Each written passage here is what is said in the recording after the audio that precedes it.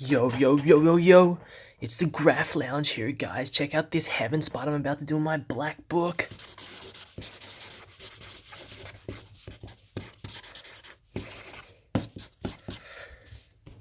Yeah, I'm pretty sure I'm all city now, guys. Next up, I'm thinking about doing a whole car with a one-liner, but with like huge beef, you know? Nah, racked paint only. That's what all the buffers use when they do their burners.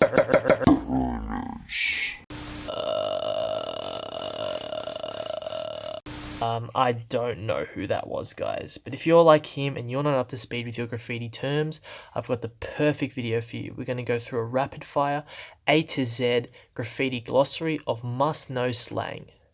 If you haven't checked out my previous video on 10 graffiti types, you should definitely go ahead and do that first, because a lot of the words I'll be referencing from that video will be used in this video. So go ahead and do that. The link will be in the description below, and let's go ahead and get into the terms, guys.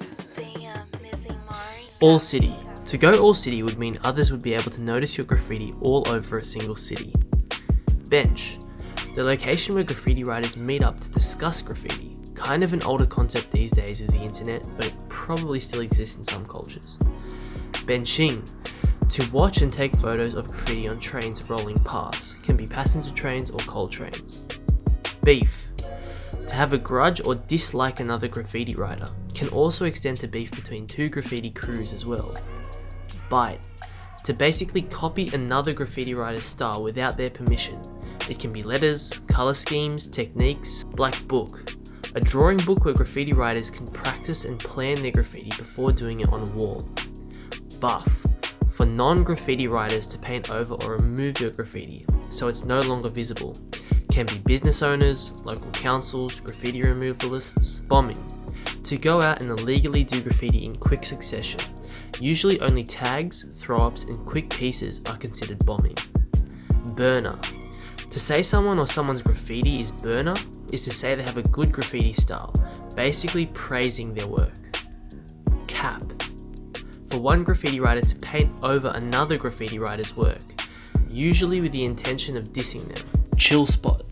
A spot to do graffiti that has a low chance to get caught. People can relax and take their time doing a piece at these locations. Flare tag. Using fat caps to create a thick to thin look for your tag, where it widens and fades away. Getting up. Same concept as bombing, but it can be used more generally as an act of doing graffiti so others can notice it. Heaven spot.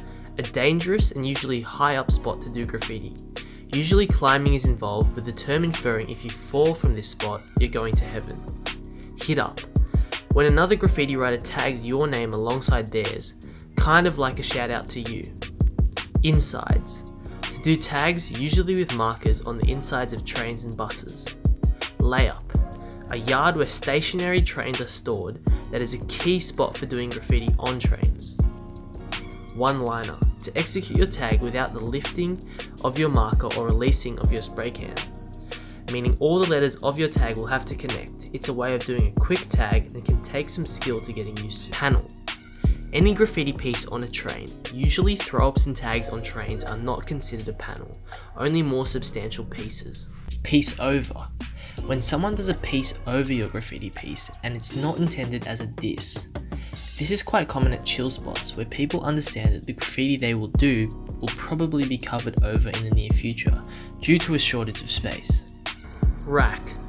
To illegally steal your graffiti supplies from stores. Red hot. A graffiti spot or activity where there is a high possibility of getting caught. Roll call.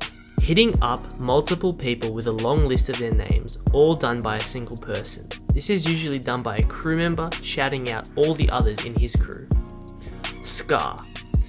When your tag has been buffed and the ink has bled through the paint, leaving a faint scar of your tag. This can also be referred to as a ghost tag.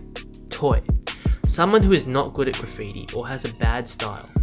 Quite a subjective topic, but things like a lack of knowledge and even attitude can contribute to someone being called a toy as well.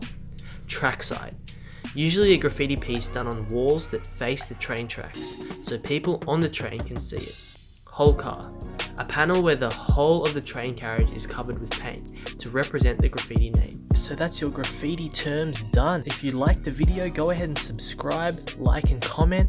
All your support and all your feedback goes and helps me and motivates me to make more and more graffiti videos. So that'd be great. Remember, these are your essential terms. I'm pretty sure I've missed a lot and there's a lot more to cover, and each sort of own geography and location that people do graffiti probably have their own individual terms that they use for that location, but these are kind of the universal terms that I could think of that most, if not all, graffiti writers should know. So thanks for watching and peace out.